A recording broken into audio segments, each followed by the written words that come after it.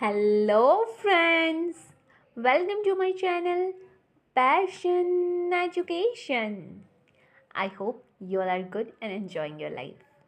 Students, as you all know, current affairs carries 40 to 50% of weightage in any of the competitive exams. So it becomes vital that we cover current affair on daily basis and keep revising it. In today's session, we are going to cover the current affair from 23rd of December to 28th of December. So do share the videos link with all of your friends. Let's begin the session. Our first news is related to United Nations Internal Justice Council. Recently, the former Supreme Court Judge Justice Madan B. Lokul has been appointed as chairperson of this council for the term of a 4 year. Basically, this council has been created by United Nations General Assembly as a part of reformed internal justice system to uphold accountability, independence and professionalism. So it operates under UN Secretary General with the oversight from United Nations General Assembly. Second news is related to India's first biobitumen based national highway. So recently, India's first biobitumen based national highway that stretch on National Highway 44, Nagpur to Mansar bypass has been inaugurated by Minister. बायोबिटुमिन के बारे में बात करें so it is basically a sustainable bio based binder that derive from renewable source like crops, stubble, vegetable oils, algae or lignin.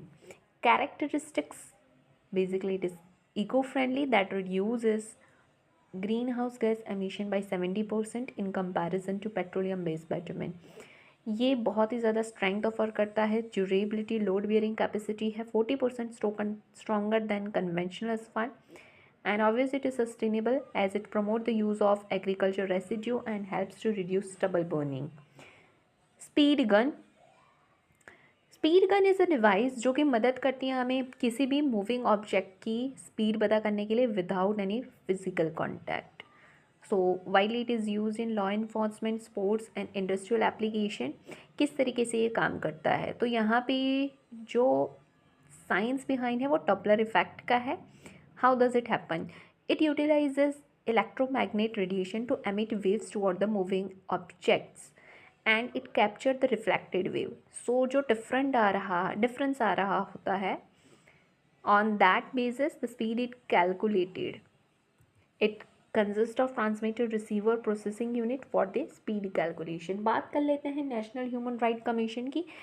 यहाँ पर भी justice V Ram Subramanian जी की नियुक्त की गई है, जिनको नियुक्त किया गया है as a new chairperson of national human right commission.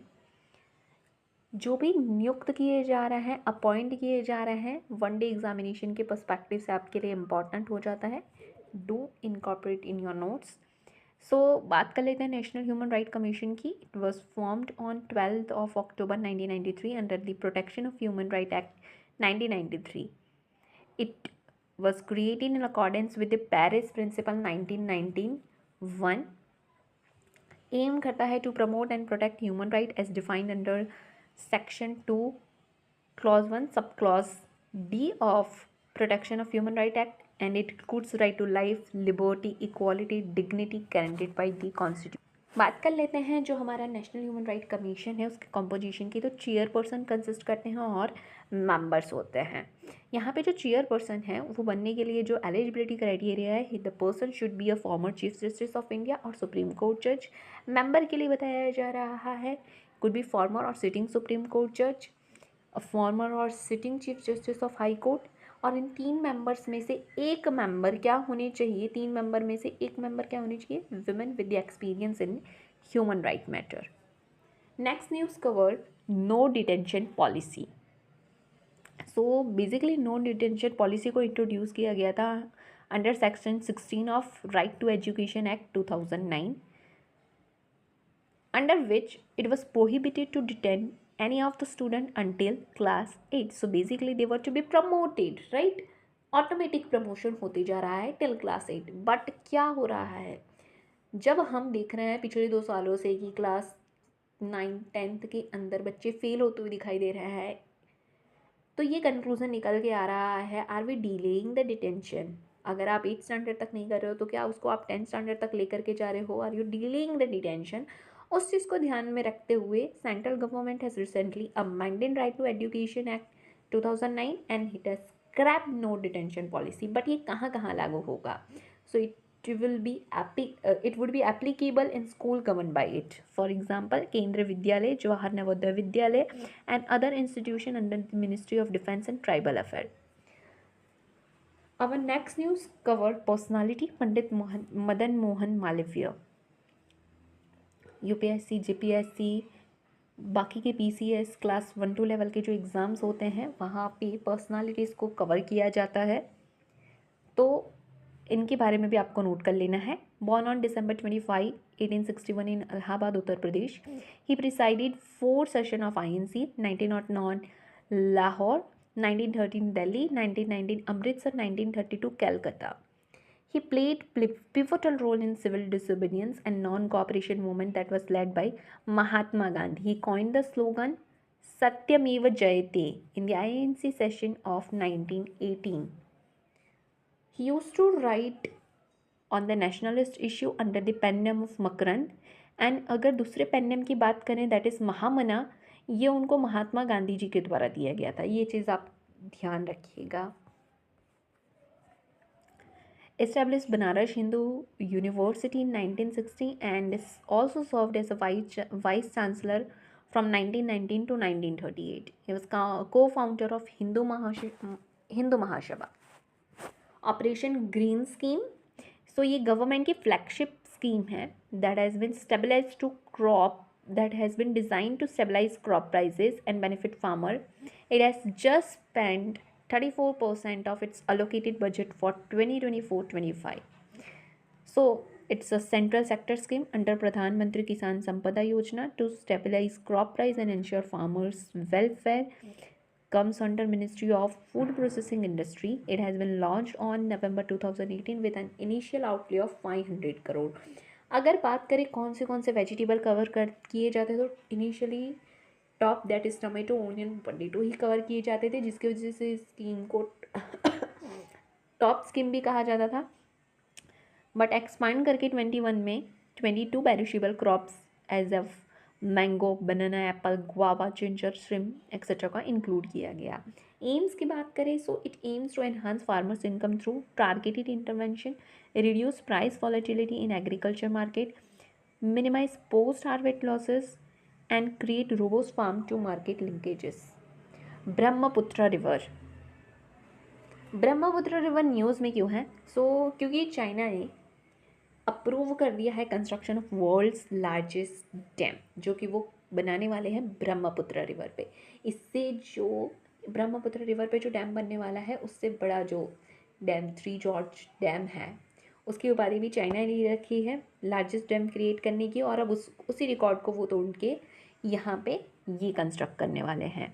हम बात करेंगे ब्रह्मपुत्र रिवर के बारे में। It is a transboundary river in India originating from the particular given glacier of Kailash range near Mansovar Lake. अगर कोर्स की बात करें, so it traveled eastward longitudinally for nearly 1200 kilometers in southern Tibet, where it is known as Sangpo, and it enters India Arunachal Pradesh की state से, जहाँ पे वो receive करती है अपने left bank tributaries, main left bank tributaries को, दिबांग एंड लोहित, जब जा कर के वो ब्रह्मपुत्र के तौर पे कहलाती है। In Bangladesh it merges with Ganga to form Sundarban delta. Major left bank tributaries Burhidihing, Dhansiri, Lohit, Dibang and Kopili है, and right bank tributaries Subansiri, Kameng, Manas and Sankosh है। UNDOF, यहाँ पे united secretary general, he had paid tribute to Brigadier General Amitabh Jha of India, who was serving with United Nations Disengagement Observer Force at Golan Heights. It was established by United Nations Security Council Resolution 350 in 1974. जो purpose था इसका was to supervise a ceasefire and disengagement agreement between Israeli and Syrian forces following the intensification of conflict in Israel, Syria sector in early 1974. Next news cover free movement regime.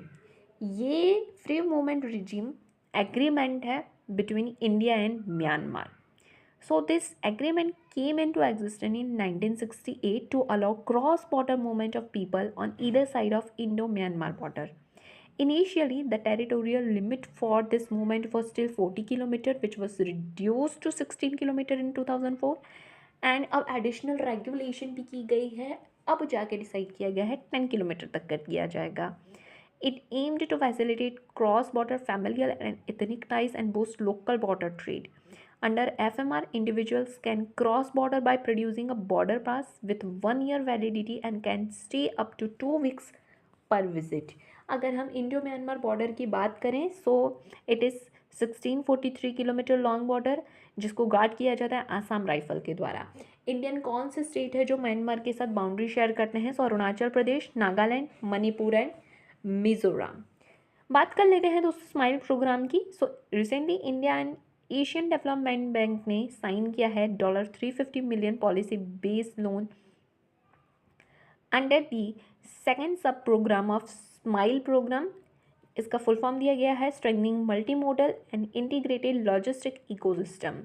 It is a programmatic policy-based loan to support the Indian government to undertake wide-ranging reform in logistics sector. So logistic sector में reform लाने के लिए ये कुछ loan और programme किया गया है. दोस्तों बात कर लेते हैं पीएम केयर फंड के बारे में, जिसको रजिस्टर किया गया है registration act 1908. It is administered directly by prime minister office. आपको बताना है पीएम केयर फंड कब क्रिएट किया गया था. कमेंट करके बताइए कि इसको कौन सी ईयर में लॉन्च किया है. It is managed by honorary officials including additional secretary और joint secretary in charge of PM Care Fund. Ex officio trustee यानी इसके चेयरपर्सन के तौर पे काम करते हैं हमारे प्राइम मिनिस्टर. इसकी फंडिंग पूरी तरीके से वॉलंटरी बेस्ड पे है, इंडिविजुअल और ऑर्गेनाइजेशन की तरफ से आती है, डोमेस्टिक एंड फॉरेन. ये स्टेटमेंट्स दे करके आपको पूछे जा सकते हैं कि डोमेस्टिक है, फॉरेन से नहीं आ सकते हैं या क्या है. It is exempted from FCRA and tax benefits भी अवेलेबल है. It qualifies as CSR expenditure under company act 2013. So क्या एक्टिविटीज़ पे ये फोकस करता है? On relief activities like health care infra, assistance for affected individual and upgradation of emergency services manage without direct budgetary support from the government. हम बात कर लेते हैं African union stabilisation and support mission in Somalia. इसको create किया गया है united nation security council के द्वारा in collab with African union. Aim क्या है तो देख लीजिए, to stabilise Somalia by supporting its security infra, addressing terrorism threats and fostering sustainable peace and development. National rain fed area authority, इसको establish किया गया था 2006 में as an expert body to provide knowledge input regarding systematic upgradation and management of country's dry land and rainfed agriculture. Its mission is to promote prosperity of farmer and ensure inclusive growth in rain-fed area of country on sustainable basis. अगर आप इसका mandate देखने जाएँ तो ये सिर्फ water conservation के लिए ही काम नहीं करता है, but it covers all the aspects of sustainable and holistic development of rain-fade area. यानी वो उन फार्मर्स की भी इश्यूज़ को एड्रेस करता है who are landless and one who come under marginal farmers. Nodal ministry of agriculture and farmer welfare है. Ministry of agriculture and farmer welfare की एक रिपोर्ट के मुताबिक rainfed agriculture occupies 51% of country's net sown area and it accounts for nearly 40% of total food production. दोस्तों हम आ गए हैं हमारे वन लाइनर्स पे. जेनकास्ट क्या है ये जेनकास्ट? तो it is basically a AI model for weather forecasting. Second बात कर लेते हैं तो सूर्य किरण एक्सरसाइज है 18th एडिशन, उसका कंडक्ट किया जाने वाला है नेपाल में. थर्डली ये इंडिया और नेपाल के बीच में होती है. जो सूर्य किरण एक्सरसाइज है इंडिया और नेपाल के बीच में होती है. थर्डली बात कर लेते हैं थर्ड एक्सरसाइज है सीनेक्स नेवल एक्सरसाइज है, जो कंडक्ट कराया जाता है इंडिया और श्रीलंका के बीच में, जो होने वाली है विशाखापट्टनम में. फोर्थ बात कर लेते हैं विकसित पंचायत कर्मयोगी इनिशिएटिव के बारे में, जिसको लॉन्च किया गया था गुड गवर्नेंस डे पर. आप सबको कमेंट करके बताना है गुड गवर्नेंस डे कब सेलिब्रेट किया जाता है दोस्तों. that commemorates the 100th birth anniversary of former Prime Minister Atal Bihari Vajpayee. So its initiative का aim है to strengthen Panchayati Raj institution through enhanced governance tool and knowledge. Next बात कर लेते हैं ग्लास चाइल्ड के बारे में. सो ये जो टर्म कई बार ऐसे एग्जाम में पूछ लिया जाता है कि करंट अफेयर में या न्यूज़ में अभी ये टर्म चल रहा था, इसका मतलब क्या है. सो ग्लास चाइल्ड उन बच्चों को कहा जाता है जिनके सिबलिंग्स यानी जिनके भाई बहन किसी क्रॉनिक डिसीज से सफ़र कर रहे हैं, जिसकी वजह से सारा अटेंशन मिल रहा है उनको, और यहाँ पे ये जो दूसरे बच्चे हैं वो इमोशनली स्ट्रगल कर रहे हैं, इसलिए उन्हें ग्लास चाइल्ड कहा जाता है. हाल ही में एक रिपोर्ट बाहर की गई है national statistics office, ministry of statistics and programme implementation के द्वारा annual survey of unincorporated sector enterprise report. Lastly cover कर लेते हैं the reserve bank of India has constituted an 8-member committee to develop a framework for the ethical and responsible adoption of AI in financial sector. Chairperson याद रख लीजिएगा पुष्पक भट्टाचार्य जी हैं, जो यहाँ पे हमारी कमेटी बनाई गई है for the ethical and responsible adoption of AI in financial sector. So इसी के साथ हमारा आज का सेशन यहीं कंप्लीट होता है. आशा करती हूँ आपको बहुत सारी चीज़ें जानने को मिलेगी. हमारे चैनल पे होने वाली सभी गतिविधियों से अपडेटेड रहने के लिए चैनल को सब्सक्राइब करना ना भूलें. Have a great day guys. Thank you.